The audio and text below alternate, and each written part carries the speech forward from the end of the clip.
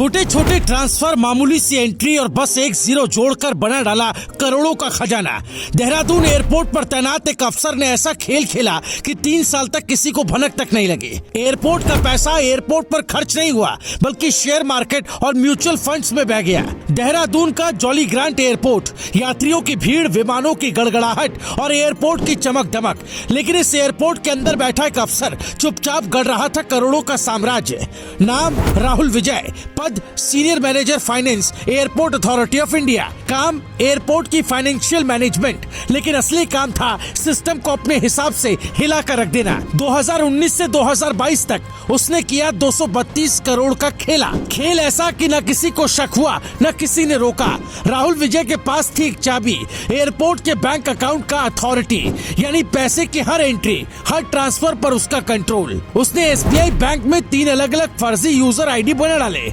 शुरुआत छोटे छोटे अमाउंट से की, 5 लाख, 10 लाख, 20 लाख। धीरे धीरे ट्रांसफर की रकम पहुंच गई करोड़ों में। उसने अपने सिग्नेचर और डिजिटल एक्सेस का इस्तेमाल किया और सिस्टम को ऐसे मैनिपुलेट किया कि 3 साल तक सब कुछ चमचमाता हुआ ही दिखा। कहानी का सबसे बड़ा ट्विस्ट था फर्जी एसेट्स। 29 सितंबर 2021 राहुल ने बनाया एक असली project, new terminal building phase 1 electric work, जिसकी वैल्यू थी 67.81 करोड़। लेकिन अगले ही दिन उसने खेल पलट दिया, 17 नए फर्जी एसेट्स बना डाले। कुल कीमत 189 करोड़ रुपए। असली 13 एसेट्स की वैल्यू थी 131.58 करोड़। राहुल ने बस एक जीरो जोड़ दिया और रकम बन गई 1315 करोड़। एक जीरो की ताकत और करोड़ों सीधे उसके पर्सनल अकाउंट में। 2019 से 2022 तक एयरपोर्ट के कागजों पर सब कुछ चमचमाता दिखता था। नए टर्मिनल, नए प्रोजेक्ट, नए खर्चे, लाखों से करोड़ों और करोड़ों से अरबों की एंट्री। लेकिन असलियत, न कोई टर्मिनल बना, न कोई नया प्रोजेक्ट हुआ, न ही कोई ग्राउंड वर्क हुआ। सब कुछ सिर्फ रिकॉर्ड में था और असली पैसा शेयर बाजार और म्यूचुअल फंड्स में बह रहा था। आइए अब आपको बताते हैं ये खुलासा कैसे हुआ। हर चोर की गलती होती है। राहुल की गलती थी बैलेंस शीट का गणित। एयरपोर्ट अथॉरिटी ऑफ इंडिया के एक सीनियर अफसर ने पुराने रिकॉर्ड चेक किए। खर्च और एसेट्स के नंबर मेल नहीं खा रहे थे। एक कमेटी बनी, जैसे जैसे पन्ने पलटे गए राज खुलता गया और सामने आया 232 करोड़ रुपए का सबसे बड़ा एयरपोर्ट घोटाला।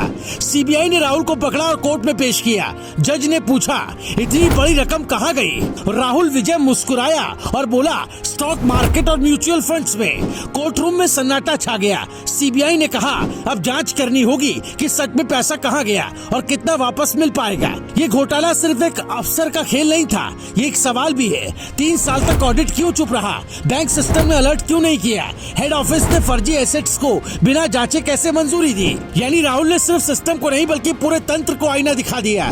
CBI ने FIR दर्ज किए, धाराएं, धोखाधड़ी, जालसाजी, भ्रष्टाचार और आपराधिक साजिश। लेकिन जांच का असली मकसद अब यह है कि क्या राहुल अकेला था या फिर उसके पीछे छुपा है कोई बड़ा नेटवर्क? क्या बैंक और ऑडिट टीम के कुछ लोग उसकी मदद कर रहे थे? क्या सिर्फ एक मैनेजर 3 साल तक 232 करोड़ का खेल खेल सकता है? सिस्टम की नाकामी थी या मिली भगत?